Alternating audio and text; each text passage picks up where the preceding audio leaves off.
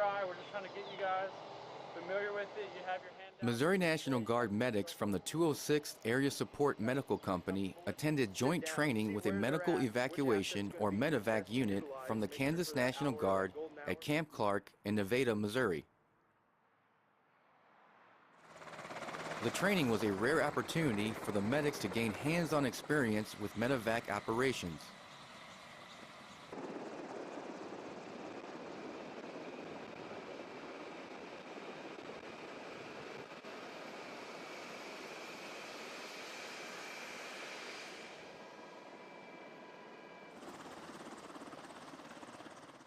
Today we have the opportunity to joint train with the Kansas MEDEVAC unit. They recently returned from a deployment in Afghanistan. Then before that they had a stint in Iraq 2010-2011. So they bring with them a wealth of knowledge and experience.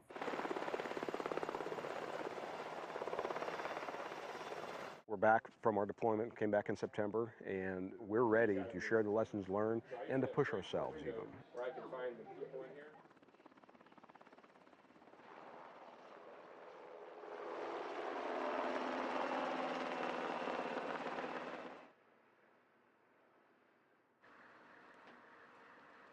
The 206 is an area support medical company, so our job is to get the patient from the helicopter to the battalion aid station and then treat and stabilize the patient once they get into the battalion aid station.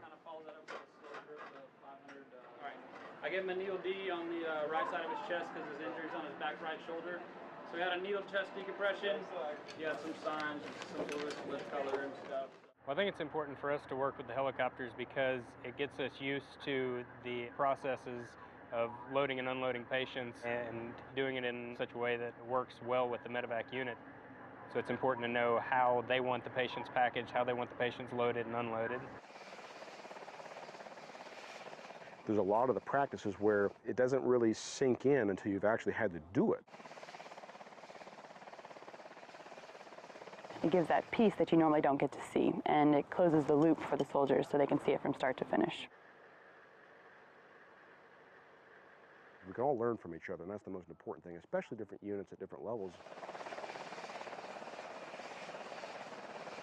As a medic, we could do anything from driving the ambulance, being in the back of the ambulance and treating the patient, or being in the battalion aid station and treating the patient once they get inside.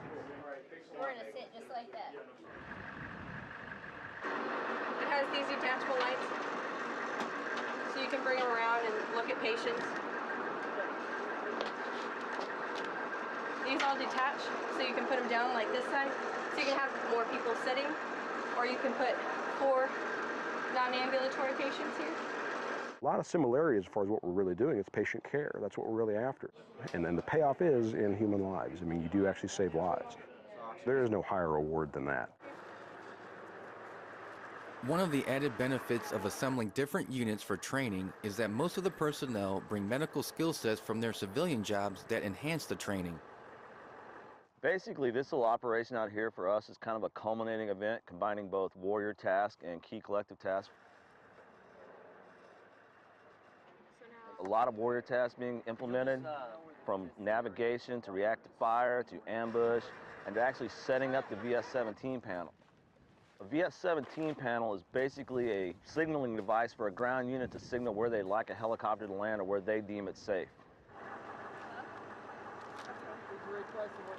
The key collective tasks involve communications between the ambulance and the inbound helicopter, the continuity of patient care from the helicopter medic to the medic on the ground, and the treatment facility. We had IV started, right AC, 500 hexstim was infused, pressure's improved to 80.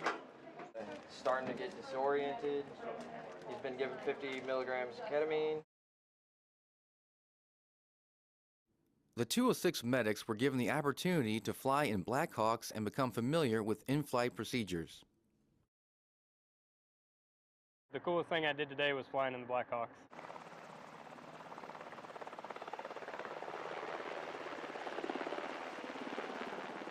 You need to maximize every opportunity that you get to train, get that collective training in, and everyone benefits from that. And that's what we're all about.